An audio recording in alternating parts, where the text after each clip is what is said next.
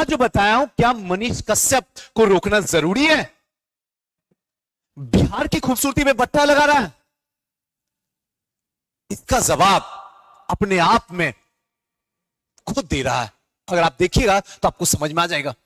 एक ऐसा इंसान जिसने घर घर तक में जाके सच बताया बिहार की राजनीति को, हर घर घर में जाके।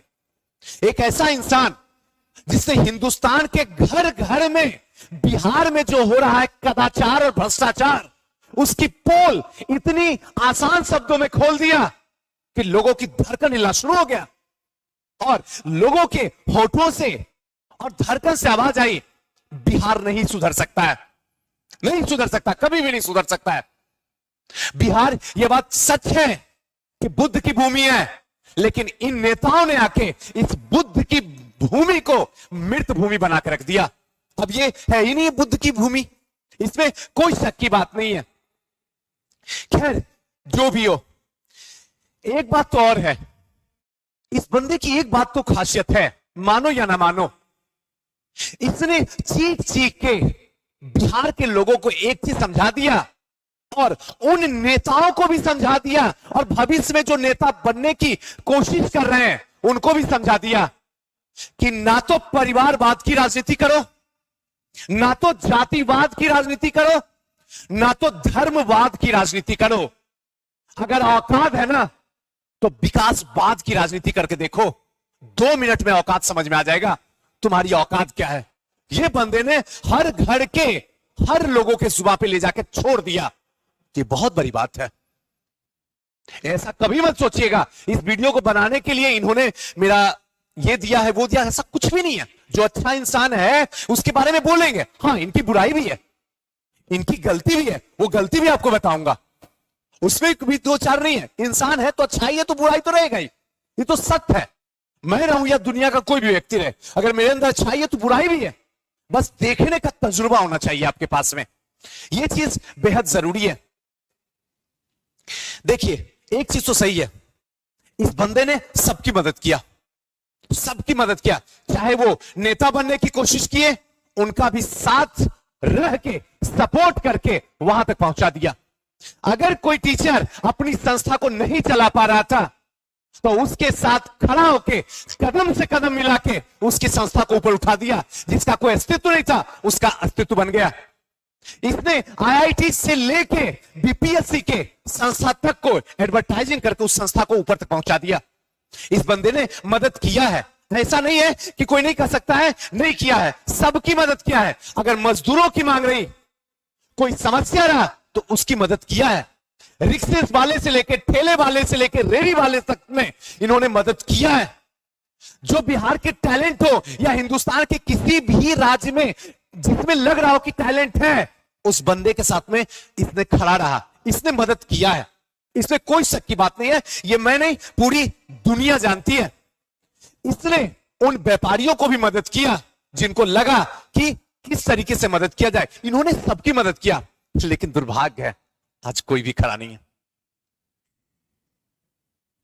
कोई भी खड़ा नहीं है। जितनी बातों बताओ कि लोगों की मदद किया, कोई खड़ा रहने के लिए इनके साथ तैयार नहीं है। एक चीज तो सच है मनीष जी, जीवन में एक चीज आप मान लीजिए कि सच तक जो लेके आप आते हैं ना, चैनल का नाम, ये अपने आप में बहुत बड़ी बात है। सच हमेशा के लिए चलता है। आप किसी की उम्मीद भी मत कीजिए और ना किसी को गिड़गिड़ाइए। लेकिन एक बात तो बड़ी अच्छी लगी जी, ओपन चैलेंज बिहार के उप मुख्यमंत्री को देने वाला इकलौता बंदा, ये अपने आप में बड़ी बात है जी। ओपन चैलेंज किसी के औकात से बाहर की बात है। थोड़ा सा नोटिस आ जाता है ना, फरहराने लगता, भरभराने लगता है, नोटिस आ गया बच्चों, ओपन चैलेंज दे रहा, ये अपने आप में एक बड़ी बात है। क्योंकि बंदे में हिम्मत है, ताकत है, आत्मविश्वास है और इसको पता है मैं सही हूं, मैं सही हूं।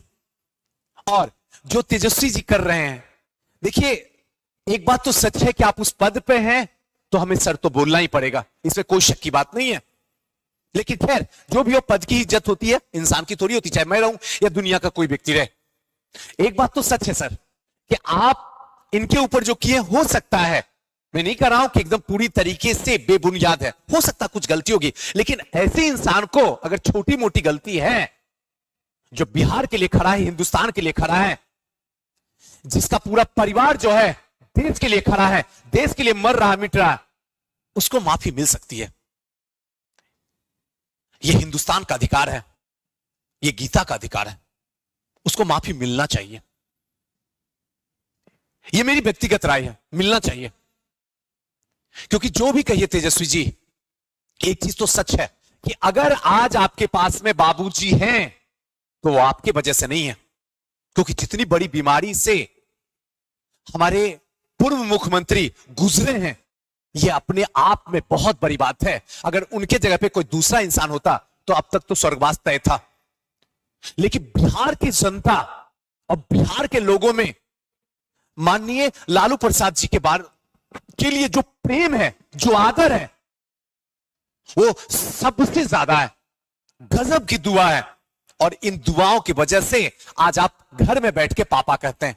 ये बात तो सच है, मानो या ना मानो, ये बात मानना पड़ेगा।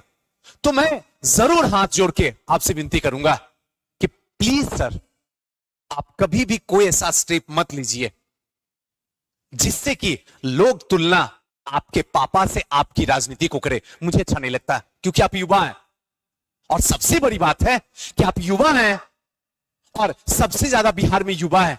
सारे युवाओं की नजर आपकी तरफ है। तो आपसे उम्मीद है, मानिए ना मानिए सर, आपसे बहुत उम्मीद है। और आप इन छोटे छोटे कामों में मत फंसा कीजिए, आप बड़ा काम कीजिए, बिहार को आगे ले चलने दीजिए।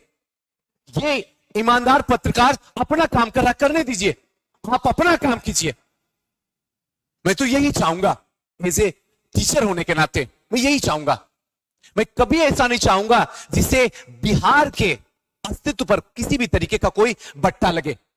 अगर आपको लगता है कि नहीं सुजीत, एफआईआर तो होना चाहिए, तो मैं भी आपके साथ सपोर्ट करता हूं।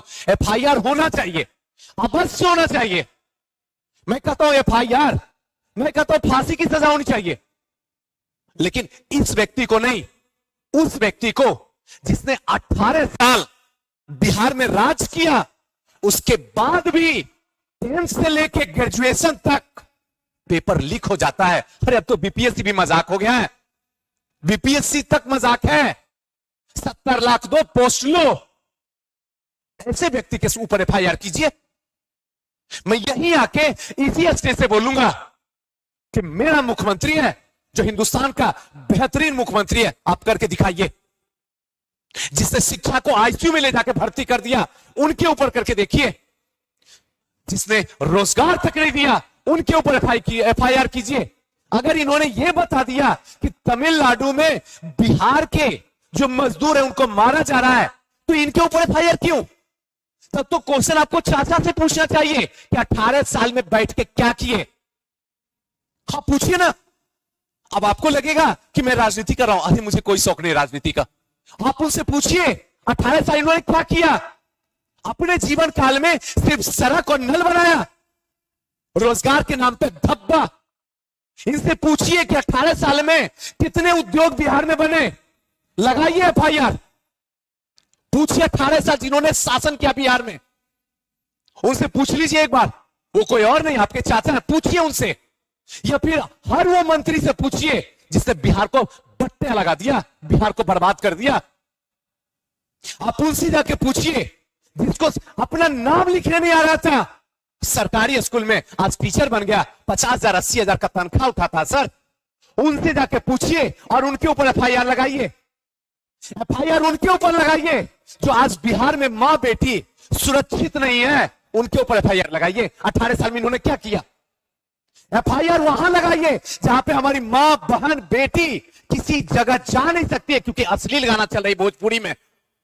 जिस भोजपुरी में मिठास है, जो भोजपुरी हमारी भाषा मां है, उसको इन लोगों ने बर्बाद कर दिया अश्लील गाना से करके। उसके बाद भी रुकने का कोई नाम नहीं ले रहा। इनके ऊपर एफआईआर लगाइए।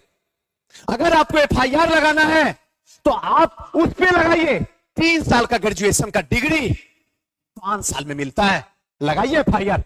बैठाइए प्रोफेसर को, उठा के लाइए और थाना के जेल में बंद कीजिए।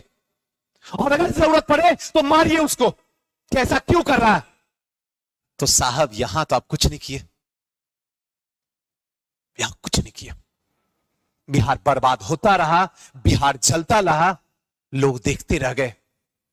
बिहार बर्बाद भी हुआ, बिहार बदनाम भी हुआ, और आप एफआईआर इन पे करते हैं। कहीं ना कहीं सर गलत है।